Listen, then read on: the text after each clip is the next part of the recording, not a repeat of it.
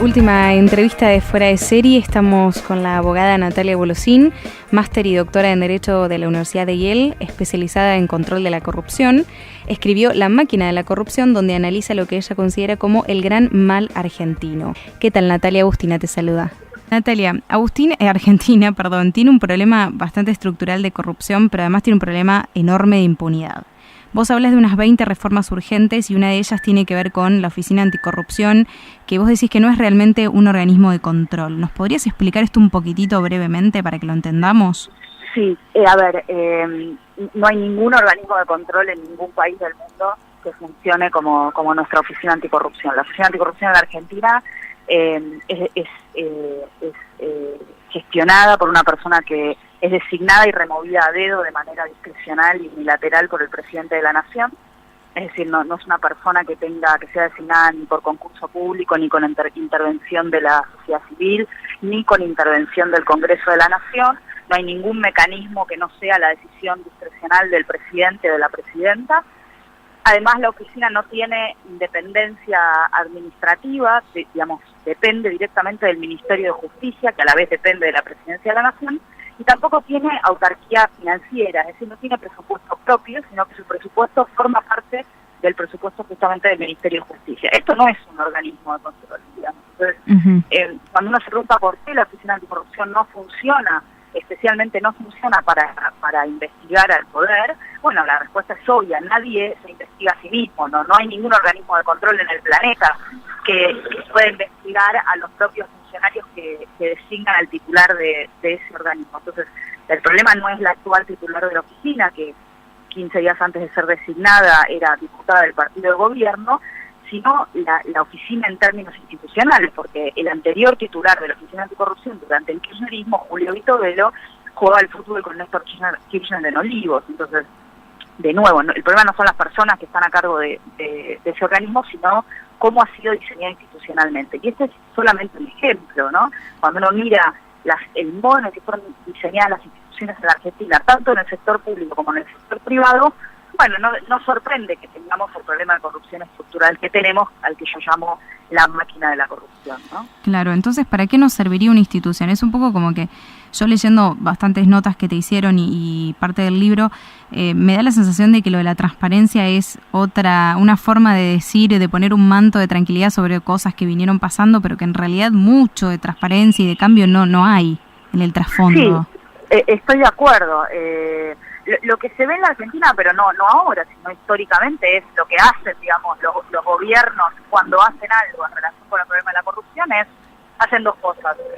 Por un lado, persiguen los hechos de corrupción del pasado, es lo que hizo, digamos, la Alianza cuando termina el menemismo, y a la vez, cuando hacen algo en términos, si se quiere, preventivos, digamos, más allá del sistema penal, son más que nada, digamos, medidas marketineras, ¿no? Entonces uno dice, bueno, nos tiraron por la cabeza con la extinción de dominio 10 días después de que apareciera López tirando los bolsos llenos de dólares, casi 9 millones de dólares en un convento, y entonces pareciera que todos tenemos que subirnos a la extinción de dominio, no importa si esa norma estaría de conformidad con nuestra Constitución, o si es lo mejor para la Argentina, o si verdaderamente es una medida que va a ayudar a resolver el problema o no, sino que bueno, es una medida de marketing que se tira sobre la mesa para calmar los reclamos ciudadanos de mayor transparencia y de lucha contra la corrupción.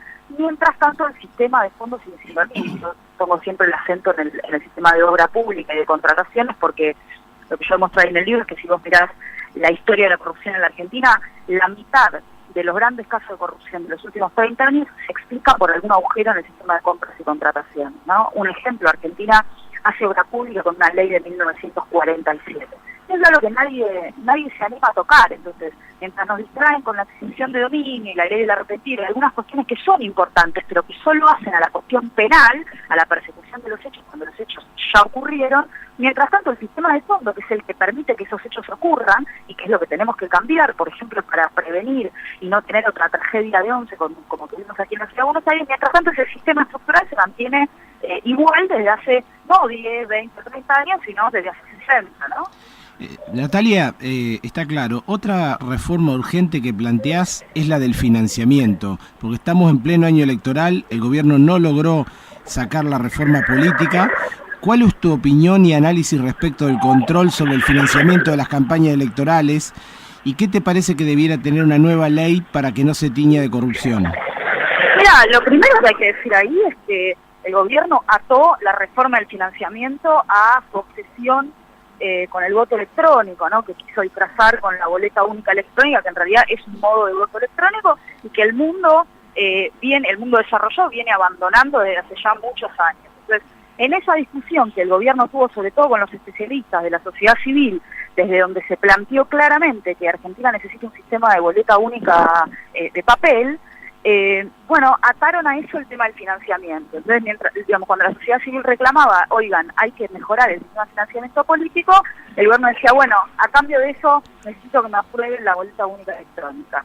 ¿Cuál es el problema del sistema de financiamiento? Ahí hay una cuestión que es la última reforma que hubo a la ley de financiamiento y que obviamente tiene que ver con el primer paso de la corrupción, digamos. O sea, las empresas o las personas físicas entregan fondos a los políticos para su supervivencia electoral, digamos, para financiar las campañas, y luego a cambio de ello buscan recibir algo, no es que son buenos y lo hacen porque les parece que es fantástico para la democracia financiar la política, lo hacen porque luego esperan algo a cambio. Y eso que reciben a cambio tiene posteriormente, que son justamente lo que yo hablaba antes, los contratos con el Estado. Entonces es muy importante transparentar el sistema de financiamiento electoral. ¿Cuál es el problema ahí? En el 2009 se reformó la ley de financiamiento y se prohibió el financiamiento por parte de las empresas, creyendo con esto que el financiamiento empresarial se iba a terminar. Y en realidad lo único que se hizo, que se logró, fue hacerlo más opaco. El financiamiento sigue existiendo, solo que ahora por cada partido político hay un bolsero que va levantando el financiamiento de las empresas, y en lugar de que aparezcan como aportantes los nombres de las empresas, quienes aparecen de manera absolutamente mentirosa son los directivos, los gerentes, o hasta incluso en muchos casos los empleados, sin su conocimiento, ¿no? Para disfrazar el financiamiento de las empresas poniendo los nombres de personas físicas. Claro. Entonces, ahí hay dos planteos distintos de la sociedad civil. Algunas organizaciones, por ejemplo, Pro Ciudadano, que es el capítulo en Argentina de Transparencia Internacional, dice, miren, lo que hay que hacer acá es habilitar el financiamiento por parte de las empresas, poner topes claros y transparentar esos aportes de manera que todos nosotros vamos a ver quiénes son las empresas que aportan, para que posteriormente, si esas empresas reciben privilegios, beneficios o contratos con el Estado, sepamos que ahí está ocurriendo algo que no debiera ocurrir. Y hay otras organizaciones, por ejemplo, así las organizaciones igual de la justicia, que dicen, no, miren, en realidad no habría que permitir el financiamiento empresario porque este es un modo en realidad de garantizar acuerdos espurios entre el sector público y el sector privado. Yo creo que cualquiera que sea la opción que uno prefiera, lo que sí está claro es que hoy en día el financiamiento de las empresas existe, que es absolutamente oscuro, ¿no?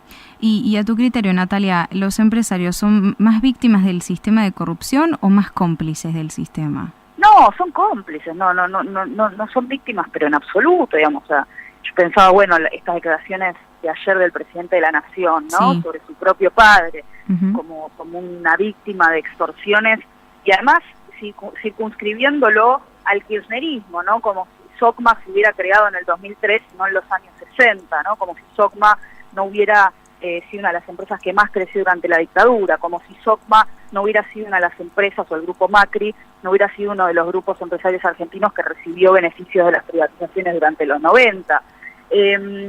Digo, más allá del caso del grupo Macri, los grandes grupos empresarios en la Argentina han sido cómplices, forman parte del sistema. El problema de la corrupción no es un problema del Estado, no es un problema exclusivo de los funcionarios públicos que extorsionan empresarios para hacer negocio, digamos.